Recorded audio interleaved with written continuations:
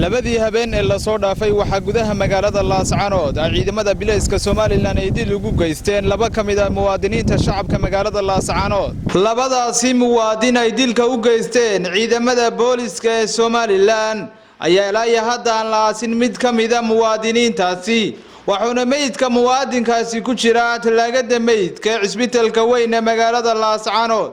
mana jiro wax war ay ka soo saareen maamulka gobolka iyo laamaha ammaanka ee booliska ee gobolka Sool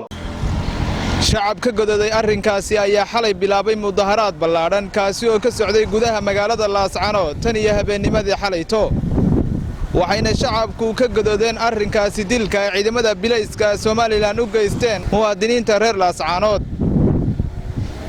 maamulka gobolka Sool iyo laamaha ammaanka ee gobolka ayaa ilaa hadda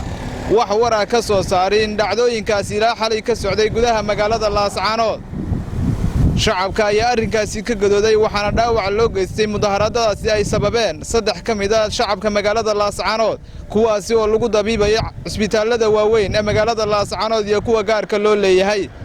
maamulada cisbitaalada magaalada Laascaanood ayaa shacabka ugu baaqay inay ka qayb qaataan dhiigga inay u shubaan shacabkaasi ku dhaawacmay xalayto ilaa maanta magaalada Laascaanood محمود هذا نسكر محمود قري ساب تي في مقالة الله سبحانه